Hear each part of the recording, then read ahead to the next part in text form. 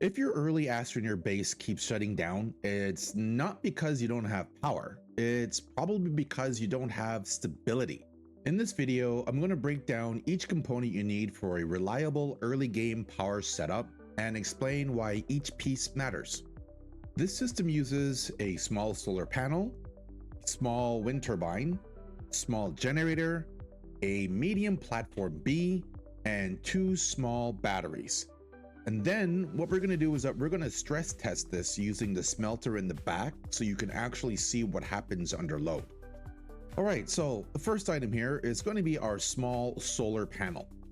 Crafted in your backpack, it costs 1 copper and the unlock cost of it is 300 bytes.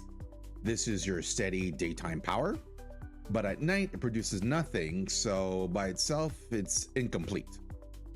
Next, the small wind turbine. This is also crafted in your backpack. It costs 1 ceramic, and the unlock is 300 bytes. Naturally, it produces power when there's wind. Sometimes that's steady, sometimes it fluctuates, but that's exactly why it pairs well with solar. Solar handles the daytime, and the wind fills in when it can. On its own, wind isn't exactly reliable, but combined with solar, it increases your overall stability. Next up, the small generator. Crafted in your backpack, costs 1 compound, no unlock cost. This runs on organic and produces steady power so long as you feed it. But this shouldn't be your main solution.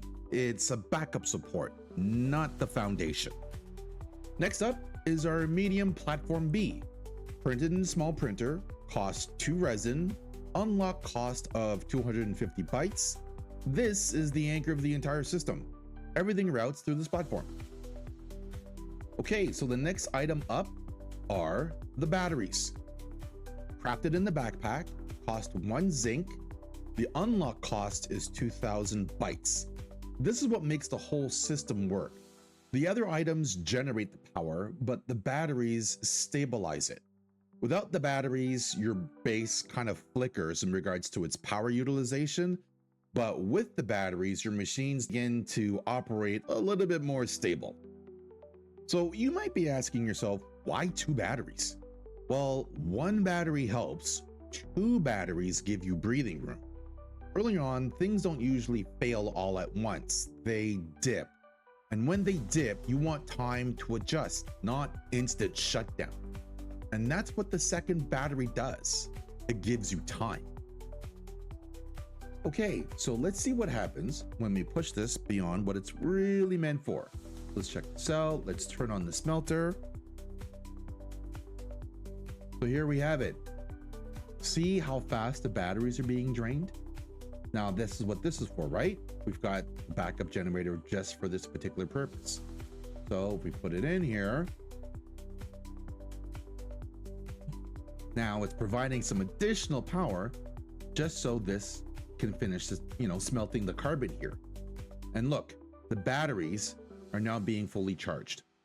So what did this tell me? What does this show?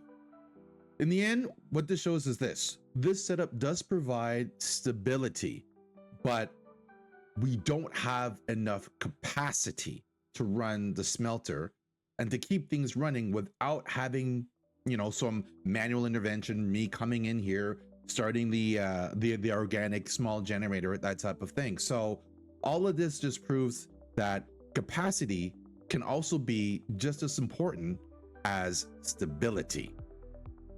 So as we just saw, there is a difference between stability and capacity. Stability keeps your base from flickering. Capacity determines how much you can run at once. So this setup may give you stability, but as you just saw, capacity, it's lacking. So if you want to run your smelter consistently in the early game of Astroneer, you got a few options. You can maybe add more generators here, or you can add more small batteries. Now, personally, I would probably go with the small batteries simply because of the fact that, well, the more energy you have stored, the longer things can run without your manual intervention. A lot of the early frustration in Astroneer happens when we expect small setups to perform like big game power grids. But actually that's not a stability problem. That's a capacity problem. This concept here provides stability. It smooths out the dips and keeps your base from flickering. But if you want to run heavier machines consistently, as we saw, we need to expand on its capacity, not just rely on its buffering. Early power isn't about building the biggest system you can. It's about building something that works for where you are in the game. A mix of power sources, battery storage, backup support when you need it, and understanding the limits of what you've built. When you know what your system can handle and when it can't, you end up stop fighting it, but then you start scaling it. So this system gives you stability. If you want more capacity, well, then you need to expand on it. But it all starts here, with a foundation that actually makes sense. So in your early game setup, don't be afraid to leverage all of it. Wind, solar, backup generators, batteries, use it all. Use it all to help either give you some form of stability in regards to power dips, or expanding on it to give yourself capacity to be able to run the machines. If this helps simplify early game power for you, let me know in the comments. But for now, be good, be safe, and I'll see you in the future. Peace out.